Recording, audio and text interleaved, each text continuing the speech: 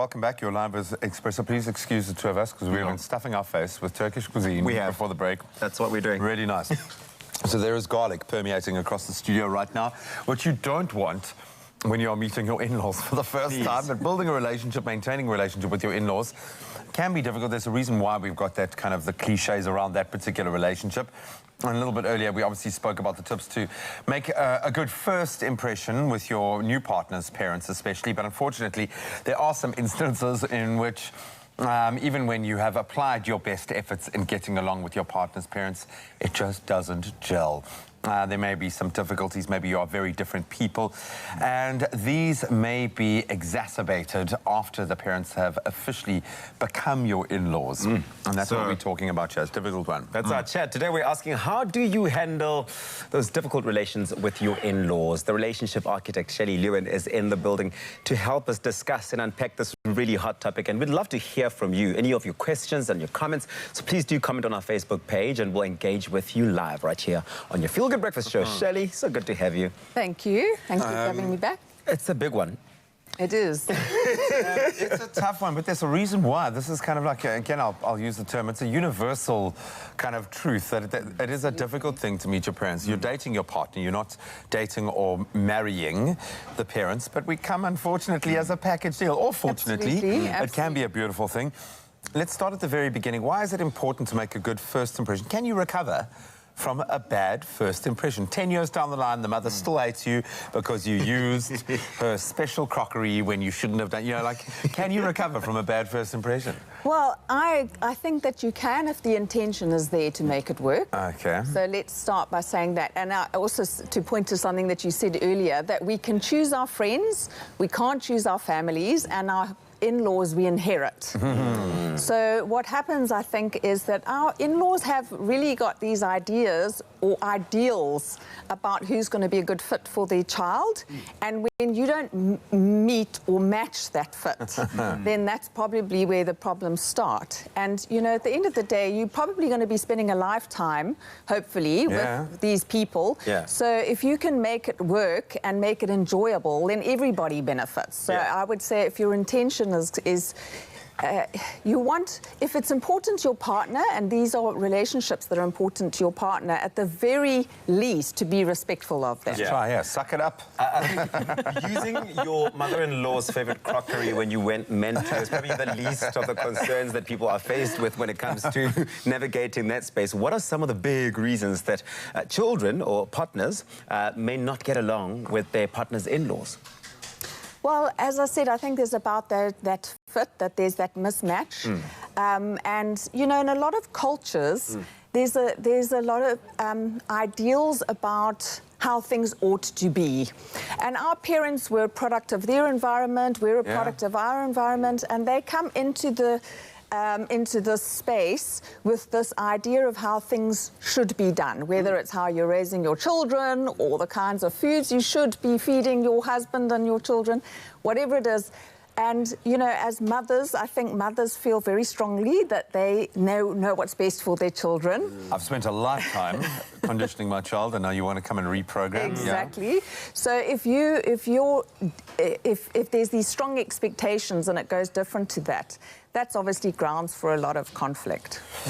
Politics, the way that you view the world in that sense, very important. Well, the one that the most cliches are come into effect has got to be a mother, a woman and her mother-in-law. Yes. Is this the case? Have we painted this with the dark brush? No, you know what? I think the statistics show that about 60% of daughter-in-laws have problems with their mother-in-law. So, you know, it's more normal. As written by a mother-in-law. Yeah, so the monster-in-law thing is quite standard or fairly... But I think that, again, it comes down to if a mother's belief is that the daughter should be obedient. That's where the problem comes, because you can be respectful of somebody, but you don't need to be obedient. And perhaps moms have this idea that children should be obedient. You can respect them and honor them. You can seek their counsel. You can ask their opinion. At the end of the day, adult children need to do what's best for them. And a couple is the center of the family nucleus. So I talk about the couple being the A-team, right? They're the A-team. You're on the reserves now. Well, and they're the A-team. Their dependents are the B-team. And the extended family are the C-team. Friends, the D-team. So the couple, the A-team, need to decide what's best for them and the best way forward for them and their family. Oh, Shelley, it feels like you're talking to someone in particular. I don't think you want to say that to camera. Do you want to just look into camera? But of course, it is a hot topic because Shelley, Lewin, our relationship architect here on your Feel Good Breakfast Show. We really do want to hear from you. And I mean, the thing about this is it's a two-sided sort of conversation to have. So if you are an in-law and you've had experiences with your child's partner, for example, we'd like to hear from you on Facebook. If he's just not good enough for your daughter, if you feel that way, and how you navigated that and how you managed to sort of get into that relationship, comment on our Facebook page, Expresso Morning Show, SABC3. We'll be back with more.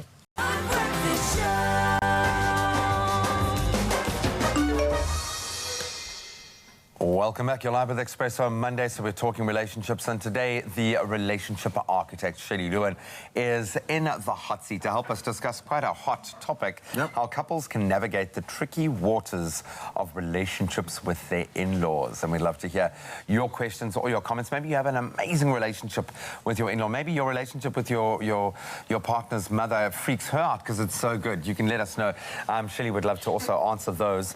Don't guffaw in the background there, dude. We love this. We love navigating these tricky waters because it is something that anyone in a relationship is going to have to get through. Maybe it's compounded, Shelley, if you're all living in the same house together, which does happen. There are many circumstances that can throw you all into the same mix.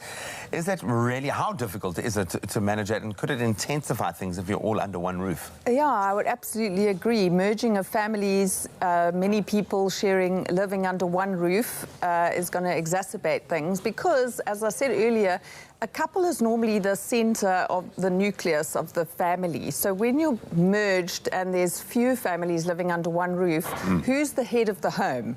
So what's the hierarchy? Who's actually the boss and makes the decisions? So I would say that in a situation when you're all living together under one roof, you really need to have clear boundaries around roles and responsibilities, you know, and also expectations. What are the expectations? When do the couple get to have their own private time? What are the expectations? But who sets the tone? Excuse me, just jumping in there, but do you go and have this conversation? You sit your in-laws down, all right, guys, this is how it's going to work. Well, I do all right, think... Thursday, or is it up for your partner to preemptively kind of have that chat? Well, ideally, the couple will discern between the two of them, how would we like to navigate this, you know, and what does that look like? And then probably respectfully, if the husband's family, for him to probably initiate those conversations and to talk about how, you know, how do we all create a space where we can honor and respect each other and fulfill our emotional, physical needs in everybody's under one roof.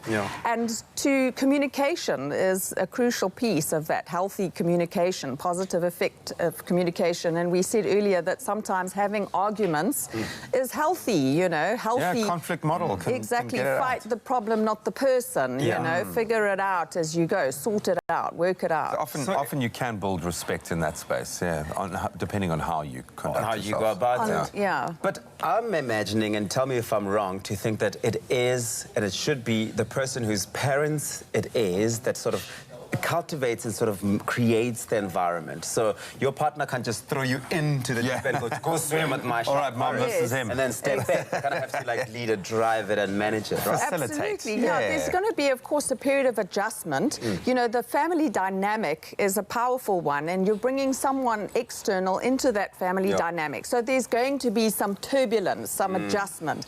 And then it's up to the partner to initiate and to navigate those conversations that he's already had with his partner, and they've decided how we are going to, what's best for us, and for him to, or her, whoever's parents it is, to initiate those conversations.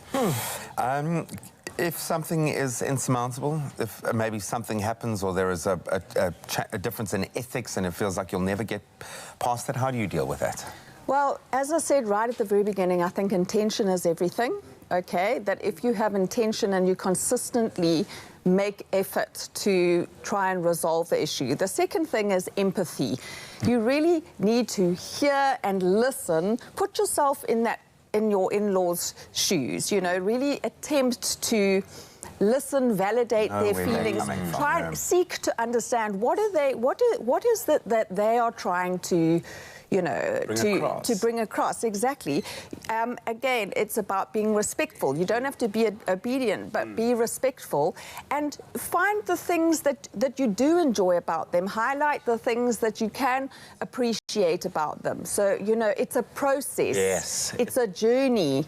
And if you're giving up because the first year that you get married is probably going to be the most difficult, and the first year that you have children will be the most difficult. Okay, so it's about a journey, and you want to keep persisting with showing your good intent. Yeah. It sounds like it is a work of respect, number one, but it's also about intention and just being present and sincerity. Yeah, and I think it's about going in there with an open mind and sort of having no preconceived ideas of what they're looking to get out of you and really working at it together. Yeah, the person that suffers the most is your partner, who then often becomes the referee. And that's, so, you know, you really, that's not a helpful situation for anyone. And so I would say that as much as possible to between the two of you as a partnership, to work it out between the two of you as the centre of the family, and then for the parent, the child, to deal with his parents, and then if that doesn't work, then you can have a meeting, like where you're all involved, like adults, and have an adult conversation. I absolutely love it. Empathise. Life will be a lot easier for you, and what you can't change, suck it up, because it's love, baby. It's love. You love it all. Shelley, you are awesome. You are the architect indeed. Thank you so much. You can continue to let us know, give us some tips about how you handle the tricky waters of forming a relationship with your